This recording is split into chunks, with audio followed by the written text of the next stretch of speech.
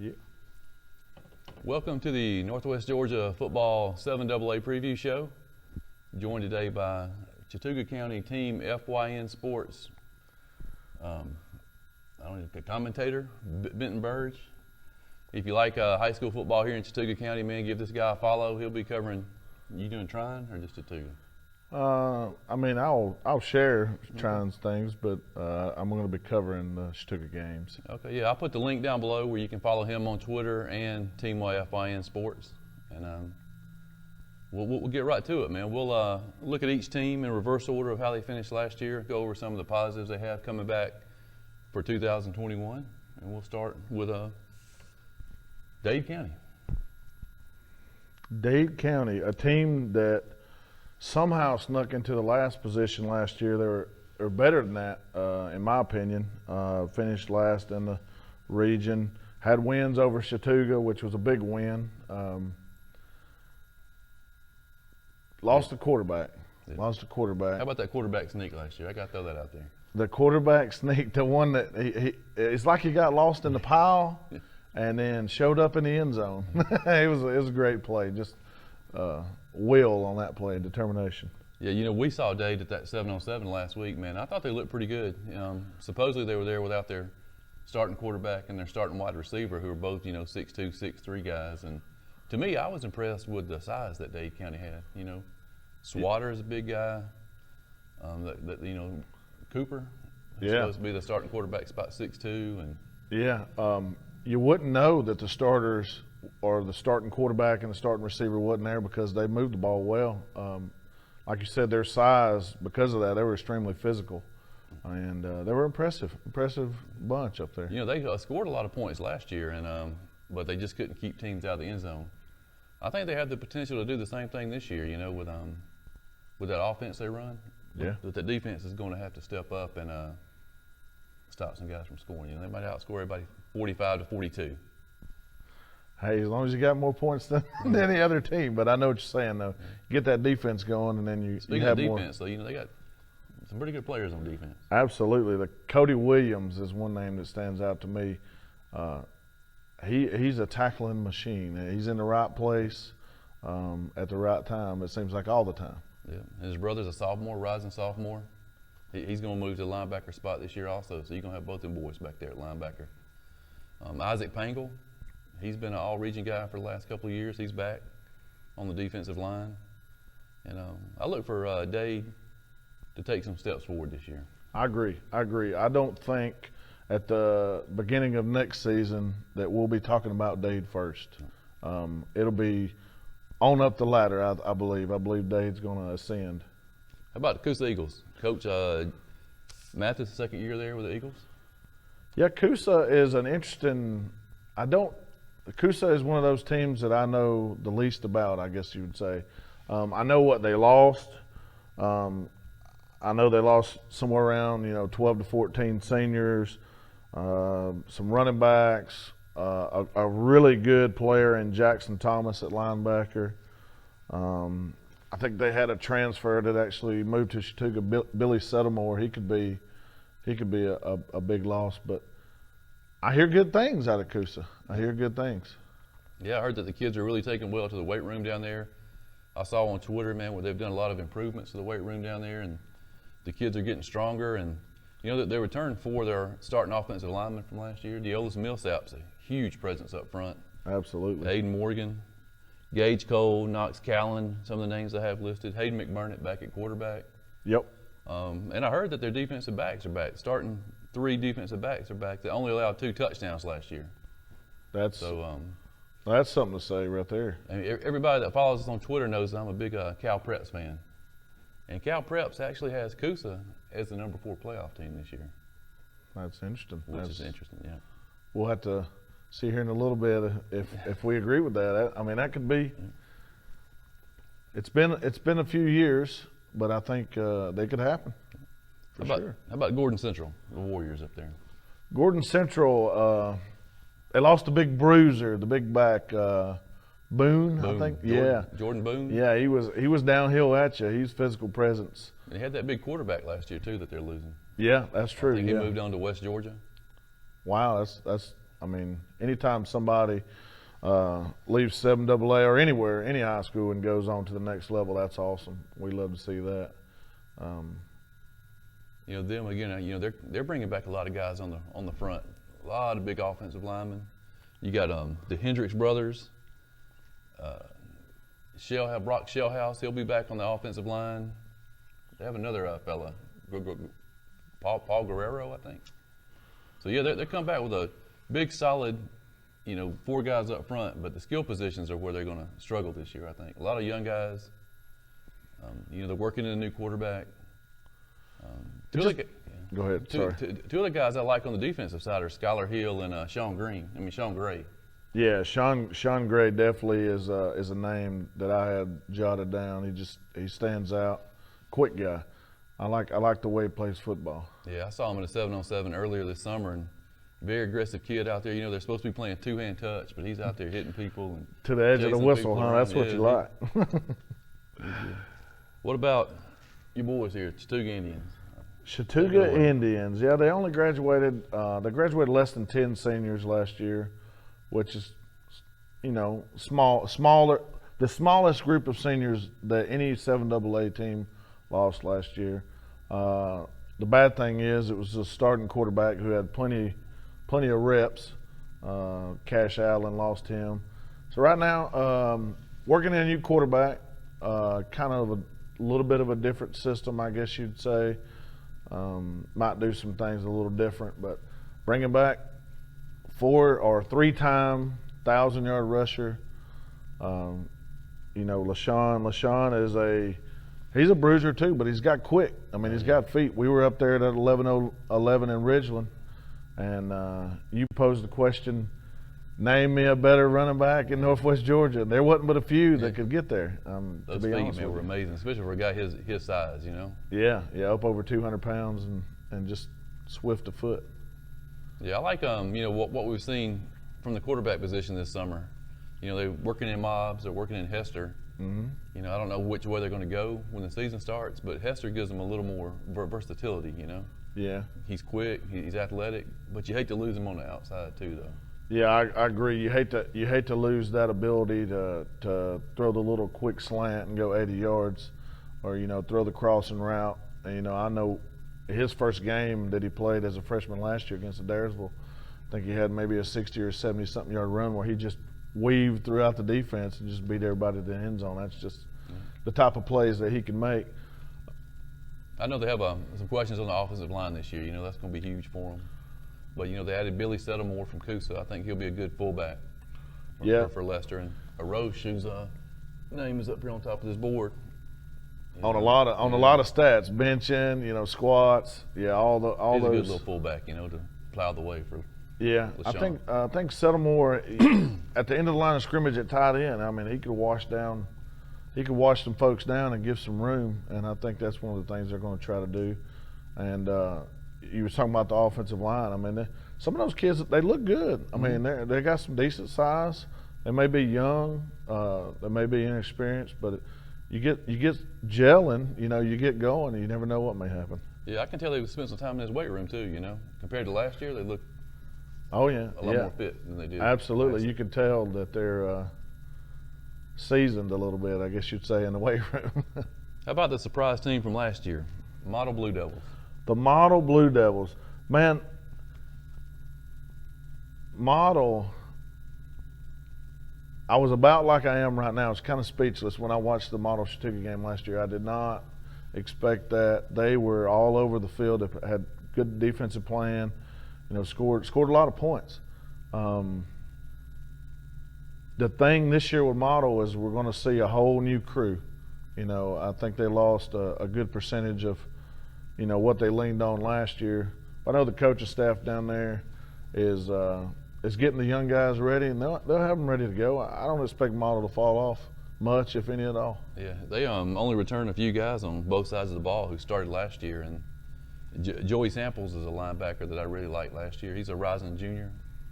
I think he'll be a force on the defensive side. But yeah, I think Coach Honeycutt, I mean, if you're a young guy at Model this summer, I mean, you're trying to earn a spot. Absolutely. I mean, wide open. You know, if you show up to practice every day and do what you have to do, Coach Honeycutt will put you in the right spot. And I mean, he's probably one of the best coaches in Northwest Georgia. Yeah, he's one of. And when you got coaching like that, and you get the talent to go with it, they put you in the right position. You're going to make plays. What about Pepperell Dragons? Pepperell Dragons. The first thing I think of when you say the Pepperell Dragons, besides the stadium and the fire-breathing dragon, it would be the running back coming back, DJ Rogers. I think he's going to play an important role. You give him a crease, he's going to the end zone. I mean, that's as simple as that. You know, and the quarterback they have coming back, Matthew Waddell, he's some experienced kid. You know, he started towards the end of last season. This year, the job is all his. He won the state championship in wrestling. Tough kid. Yeah, absolutely. Tough kid. Get you those tough yards up the middle. I think he's a southpaw. Lefty. Yeah. Yeah. And they got a good wide receiver, man. Rising junior, Alex Rhodes. I don't know if you remember Peyton Rhodes. That was. I do. That's his little brother, man. I'm sure if he's anything like his brother, he'll be a good player. Super athletic. What them Fannin County Rebels? Fannin County, man, they really jumped into 7AA and took it by storm. They were absolutely loaded at a ton of positions last year. When you look at what they had on my list here, I got all state players. I got honorable mention, about two linemen, honorable mention all state. I mean, tight ends, I mean, receivers. I mean, you had guys. I mean, you know, they had the Northwest Georgia Football Player of the Year, Luke Holloway at quarterback. Absolutely. He moved on. He's East Kentucky. Eastern Kentucky. Yeah, that's big. That's you know, big it's hard when you look at it on paper saying that Fannin is going to improve from last year. Yeah. I mean, to me, it's impossible when you lose that much talent to improve. But I think they have just enough guys to still be as good as they were last year. Well, I wanted to look at the numbers and see, hey, what do they have returning, you know, as far as produced for them last year. And I sat down and looked at the numbers, and you have 28% of their production from last year returning, which is a little over 1,000 yards of 4,000 and something odd yards total that they had. But that's that 1,000 yards that you're going to see again this year and then some. And that's going to be from Mr. Seth Reese. And I believe he's going to play quarterback. Kind of quiet, kind of. Yeah, they're kind of keeping to themselves up there right now. You know, they don't want to let too much out. But I agree. You know, I've heard Seth could play running back, quarterback, wide receiver. He'll be in all positions on defense. I mean, the kid's going to be all over the field. I know that when you watch the game, I watched a couple different games of theirs last year, and he just stands out. I mean, whatever position he's playing, especially on defense, man, he's just physical. You saw him the first time I saw him at the Pepperell game. Remember Yes. when we walked down at halftime and asked Tim Toe, Who's that kid? I mean, he stood out. In a game full of talent, he stood out. Yeah, absolutely. Absolutely. All right, speaking of talent, man, and talented players, let's get to some of the guys that we think have a chance to win Player of the Year, Offensive Player of the Year, and Defensive Player of the Year in 7AA. We'll start with the defense. All right. Defense. Who are some guys you're looking forward to seeing this year on the defensive side? Well, I noted, we've talked about a few of them. Cody Williams at Dade County, I really think that he's got a good chance. You know, he's just a tackling machine. I think he could be one of those guys that shows out every week and gets that Defensive Player of the Year honor. Yeah, I saw where he went down to a camp in Auburn this summer, man. And the kid's 6'2", you know, 215, 210. He ran, you know, 4.5, 4.6, 40. So the kid has talent. And on my short list here also, I have Seth Reese. Now, I know he's going to play both ways, and he'll probably be one of the guys that could possibly win the Offensive Player of the Year. But I think you got a shot at him winning the Defensive Player of the Year. And then one of my hometown guys that I really like, tackling machine, pure just tackler. I mean, you're not, if he misses a tackle, I'd be surprised. Rowan Burdick. Yeah. I like Burdick coming up from the safety. You don't want your safety to have to make the tackles, but when Rowan tackles you, you know it. Yeah, I love watching Burdick play, man. He's a headhunter. I mean, every time he hits dudes, you can hear it up in the stands. You can tell the kid loves to play football. He's one of my favorite guys on the defensive side. From what I hear, he's always been that way, you know, all the way up through rec league and now continuing in high school. All right. How about Offensive Player of the Year? You got some guys on the offensive side. I mean, obviously we're right here at the home of one of the best ones, but is Yeah. anybody else? Yeah, you got LaShawn Lester, 3-time 1,000-yard rusher. I'm wanting to say he's 600 or so yards from maybe breaking Chattooga rushing record. I think it's attainable, or at least surpassing what one of the twins did. And a if few he stays years healthy, back. man, he should pass that by what, week 5? Well, I mean, yeah. I mean, if everything goes as Chattooga wants it to, yeah, I would say absolutely. DJ Rogers, you can't not go thinking about DJ Rogers when you're thinking about any kind of stats. He's going to have yards because he's going to have the 70-yard carries. He's going to have 20 touchdowns. I mean, it's going to be hard to go against him, Offensive Player of the Year. Yeah, I know Pepperell's working in a new offensive line down there. They have one returning starter, but yeah, I think, man, if he gets past the line, he's gone. I don't think anybody in 7AA can catch him. Just getting away. Yep. That's it, just getting away. Yeah, just get in the way and give him an angle and let him go. Yeah. Now, as far as anybody catching him, there's some quickness out there, but I don't know. We'll see. We'll see if he gets ran down any. I doubt it. But and you talked about Seth Reese, as Defensive Player of the Year. I could see him winning Offensive Player of the Year also. We saw him last year at Pepperell, and when I went to the Pace game in the playoffs, he took over that game. Yeah. I mean, dude was carrying people down the field, 7, 8, 10 yards a clip. Just a tough kid. Now, I'm sure they have plenty that we don't know about at receiver and running back and all this. But my main question with him is if he's playing quarterback, or are we QB run, QB run, QB run? I don't think that's going to be the case just because of the Coach Cheatham and that staff. They've raised these young kids up, young programs coming up. Boom, there's your next receiver, somebody to get it out to. Yeah, but that's the one thing I worry about. Yeah, I mean, and you can't count the kids out at date either, man, for Offensive Player of the Year. With the offense they run, they just go back and just gun it. Oh, I agree. I mean, the big receiver on the outside, his name's escaping me right now. Yeah, but look at, I got it. I mean, Cole. You got David yeah, Cole, 6'3". Yeah, I mean that's a definitely mismatch. I mean, you're not going to have many 6'3" DBs. Yeah, you're gonna have Swatter on the other side at 6'2". So yeah. I mean.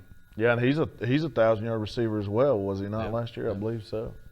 I mean, that's a lot coming back. All right, man. So I'm gonna put you on the spot. Who is going to be your Player of the Year in 7AA? Oh man, I tell you what, I'm just now making this decision because it's been tough. But I think just because of the amount of time he's going to be on the field and as much as he's going to mean to a team, I think I'm going to go with Seth Reese from Fannin. I think if Fannin has another year like they did last year or close to that, Seth Reese is going to be the reason why. Yeah, I had to flip a 3-headed coin out in the parking lot, and it came up. I'm going to go with DJ Rogers for Pepperell, man. I think he is going to score 20-plus touchdowns this year, have well over 1,000 yards. Yeah, I think just stats-wise, man, it's going to be tough to compete with DJ. I agree. All right, your Offensive Player of the Year. Offensive Player of the Year, since I gave the main Player of the Year to Seth, I'm going to go on the offense, one of the most important players for their own team. I'm going to go with LaShawn Lester. I'm going to go with the hometown guy. I'm going to go, if he stays healthy, he's going to get his over 4,000 yards rushing. He's going to get touchdown after touchdown. So. Yeah, I have to agree with that. Offensive Player of the Year, he'll break the Chattooga County record this year. Senior, have over 4,000 yards as a career. I mean, you have to award the guy. I agree. He's done everything he has to do for the program. Yeah, easy choice. How about Defensive Player of the Year? I'm going to go to Dade County. I'm going to go to the guy I've talked about 3 times already. I'm going to go Cody Williams at Dade County. I think he may have some other players on his team that might, try to take this award away, but I think he's going to be the one that steps up. He's going to make the key tackle in the key game that puts him over the top. Yeah, I think Cody Williams and Rowan Burdick are going to give this guy competition. for the Defensive Player of the Year, but I think Seth Reese will end up winning Defensive Player of the Year. I think he's going to come out like a man possessed at linebacker and just tear up the region. Yeah, linebacker, possibly safety. Safety, there, yeah, some too. So safety. he's going to drop back. So you don't know where you better identify where he is Yeah, before the play starts, absolutely. especially if you're going to throw the ball. Especially if he's having a bad day, man, because he comes out and plays like he's possessed, you know? Yeah, yep. All right, man, now's the time. You ready to make everybody mad in the region? Well, I mean, here's what I would like to say. This is our thoughts. This is what we come up with. We also did a fan poll. We'll share what they come up with. Yeah, you know, That is what it is. The fan poll mirrored just like I thought. It's close. Yeah, everybody flipping absolutely. coins. Instead of a 3-headed coin, they're flipping a 7-headed coin. You know? Yeah, absolutely. And I think it was Pepperell, Fannin, and Chattooga were the top 3 according to the fan poll, but it was close at the top. Mm-hmm. So that being said, man, you ready? Number 4. Who do you have at number 4? At number 4, I'm going to go with the Model Blue Devils. I just think, even though they lost a lot, I think Coach Honeycutt is going to have them ready. They're going to make the playoffs another year. Yeah, you know, when I was debating my number 4, I hated not putting Model in there because they've had so much success with Honeycutt. Mm-hmm. I was like, man, if I don't put them in there, I'm gonna hear it. But I'm going with Dade County. I mean, worst to playoffs. You know, I don't know if I'm just a Dade County homer. I don't know if it's because they play in Magic Morgan Stadium, but I like them. You live a long way from Dade County. I like the size. You know, quarterback, wide receiver. You know, they got the guys on defense that are going to step up, and you know, they only missed the playoffs last year by about two scores. Yeah. Yeah, absolutely. So I penciled them in at number 4, but I could see Model or Coosa sliding into that spot. You know, and I don't disagree with that. I think, you know, I went with Model, obviously, but I could see Dade or Coosa sliding into that spot. It just depends on how the season goes and how people develop, how teams develop. You know, before we get to number 3, man, let's talk about something that's important this year in the playoffs is their opponent. Yeah. 5AA. Which is probably, erase that, which is the toughest region in AA, in my opinion. Yeah, you know, all 4 schools are going to be traveling to be playing somebody that's probably ranked in the top 10 to 15 in the state. Yeah. I would say there's probably 5 schools that's going to be worthy of the playoffs for sure. Yeah. All right, so number 3, who is on the road? Who's probably heading to Haralson County or Bremen? At 3, I'm going to go with the Chattooga Indians. I think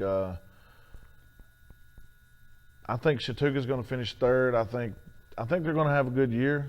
I think it's going to be really, really close between the top 3 teams. I think you could throw them in a hat, you know, and see who you got. It just depends on, you know, like in Chattooga's case, it just depends on offensive line play. You know, can you stay healthy? You know, a lot of times in AA, you know, you're thin. Most teams are thin. You're not 3 deep. You're not Alabama, so you're not 3 deep at every position or whatever. 4 deep sometimes. I would say if you stay healthy, then 3rd should be very attainable. Yeah, I'm like one of those guys that, you know, he sees a pretty girl in one room, then he goes to the next, and then he sees another one, and she's prettier, you know. But just depending on who he sees at the time. Man, I like Chattooga. I have them at 3rd, but like I said, I can see them winning the region. You know, I like everything I've seen from them so far. Mm-hmm. You know, every time I see them, I'm like, man, I think they could win the region. Yeah, you text me after we seen the 11-on-11, and you said, man, I thought the defense, you know, was pretty good, and I didn't know where you was going to go with that particular pick, but you went. Hester looks good at quarterback. You know, I like the way he gives them a new dynamic back there at the quarterback spot. Mm-hmm. Maybe take some carries off Lester. Like I said, I could see them finishing anywhere from 1st to 4th, really. Yeah. You know? That's fair. 2nd. Excuse me. 2nd, I'm going to go. I'm going to go with Fannin County. I don't think they're going to repeat as a champion. I think it just has to do with the amount that they lost, and I'm sure they'll be great or just as good or better than they were last year. You know, just because I'm not picking them. But That's why you play the game, though, I guess. I'm gonna go ahead and tell Coach Cheatham up there to fire up the propaganda machine. Going to get the presses rolling. You know, take a clip of this video. But I have Fannin County number 2. Yeah. And that leaves number 1. Yeah, I think Pepperell number 1, and DJ Rogers, man, and a veteran quarterback coming back. Yeah. Like I said, Tough. I debated back and forth on this one for days. I know Pepperell has to travel to Fannin this year, and that's going to be. That's what I was about to say. The only thing that kind of sticks out to me is Pepperell at Fannin. You know, Chattooga at Fannin. When you got their big games are at home, and that's huge. If Fannin's on a roll and they've won some games, you know, and they got the stadium sold out, which should be sold out this year. Yeah. Good Lord willing, with the COVID and all. You know, I think for Pepperell to win the region, I mean, it's obviously DJ Rogers has to stay healthy. I agree. If he stays healthy all year, yeah, I think Pepperell slips in there and takes that top spot. I agree. Well, yeah, I want to thank Benton Birge for joining us today, and thank Chattooga High School for letting us use the weight room here. And we'll see you on the field in how many days? 30 days? Probably less than that for some. I mean, for preseason scrimmages, for sure. Yeah, absolutely. All right.